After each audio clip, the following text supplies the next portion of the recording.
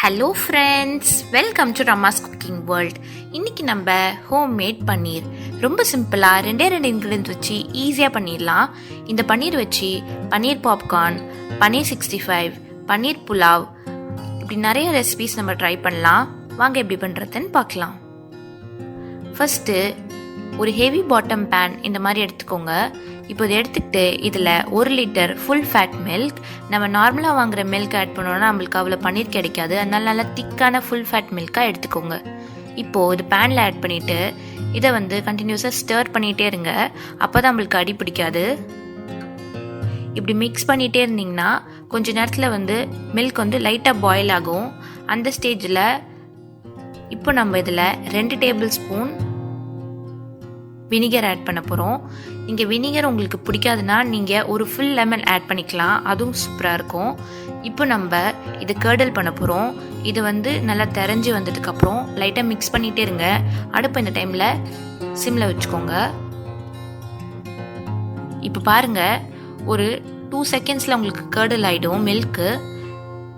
இந்த மாதிரி கர்டல் ஆகிற டைமில் நம்ம அடுப்பை ஆஃப் பண்ணிவிட்டு நம்ம வாட்டர் எல்லாம் தனியாக செப்ரேட் ஆகி வரும். இந்த மாதிரி கன்சிஸ்டன்சியில் இருந்தால் அவளுக்கு கரெக்டாக இருக்கும் பன்னீர் செய்ய.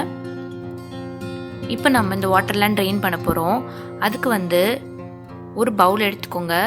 நீங்கள் இல்லைன்னா ஒரு பேன் கூட எடுத்துக்கலாம். இப்போ இந்த பவுலில் ஒரு ஃபில்டர் மாதிரி ஆட் பண்ணிவிட்டு அது மேலே இந்த மாதிரி காட்டன் கிளாத் ஒன்று எடுத்துக்கோங்க. நீங்கள் ஷால் இல்லை நல்ல ஒரு வேஷ்டி துணி கூட ஆட் பண்ணிக்கலாம். இப்போ இதை ஸ்டெயின் பண்ணி எடுத்துக்கலாம். இது எல்லாத்தையும் ட்ரெயின் பண்ணிவிட்டு நம்ம லைட்டாக இதை வாட்டர் போட்டு ரின்ஸ் பண்ணிக்கணும். அப்போ தான் நம்மளுக்கு கொஞ்சம் வினிகர் ஸ்மெல்லாம் போயிடும்.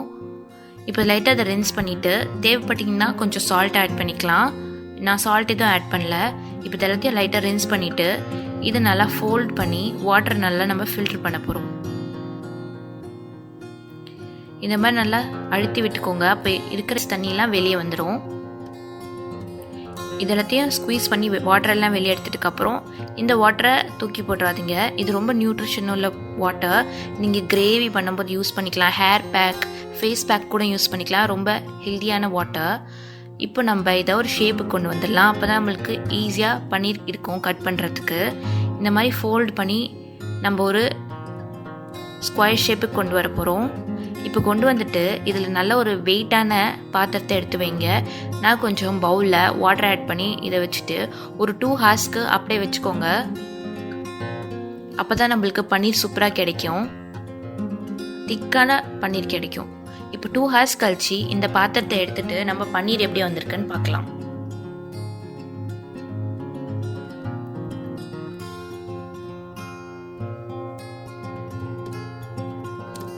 இப்போ பாருங்கள் நம்மளுக்கு எவ்வளோ சாஃப்டான பன்னீர் கிடச்சிருக்குன்னு.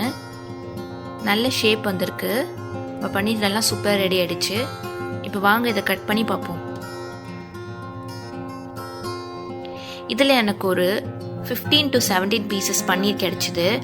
நீங்கள் இன்னும் குட்டியாக கட் பண்ணிங்கன்னா 25 பீசஸ் வரைக்கும் கிடைக்கும்.